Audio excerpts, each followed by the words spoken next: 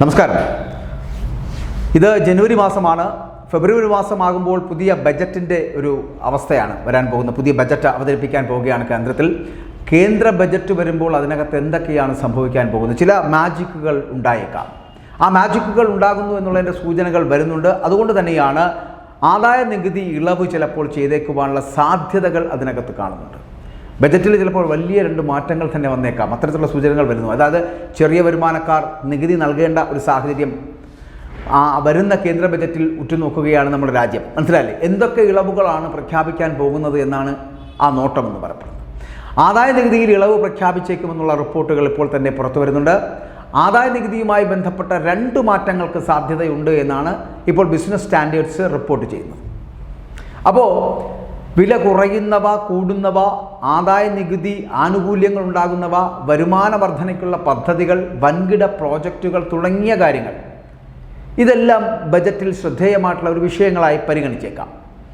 രാജ്യത്തിൻ്റെ സാമ്പത്തിക ഭദ്രത ഉറപ്പിക്കുവാൻ പര്യാപ്തമായിട്ടുള്ള നിർദ്ദേശങ്ങൾ അതാണ് ഈ ബജറ്റിൽ പ്രാവശ്യം പ്രതീക്ഷിക്കുന്നത്. GST നിരക്കിൽ മാറ്റം വരുത്തുമോ എന്നതടക്കം ഒരു പ്രധാന കാര്യമായി നിലനിൽക്കുന്നുണ്ട്.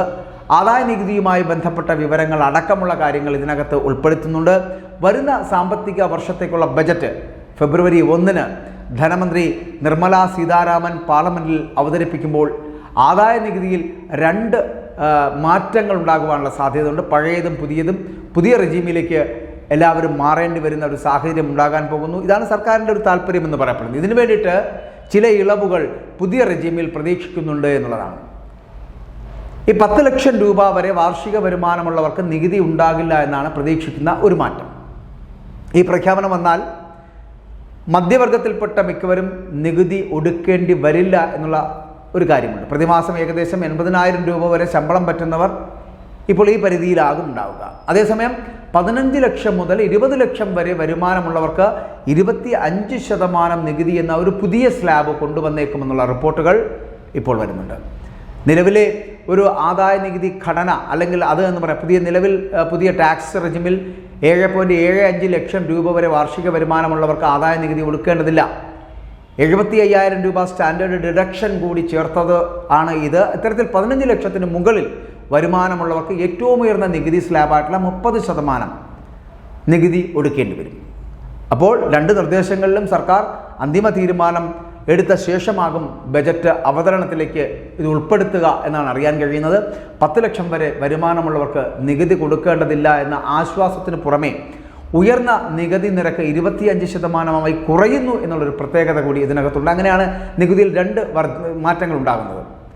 അങ്ങനെ പലതരത്തിലുള്ള ആദായ നികുതിയിൽ തന്നെ ഇളവ് നൽകുന്നതിലൂടെ സർക്കാരിന് ഏകദേശം 1 ലക്ഷം കോടി രൂപയുടെ വരുമാന നഷ്ടം ഉണ്ടാകുവാനുള്ള സാധ്യത ഉണ്ടാവുകയാണ്.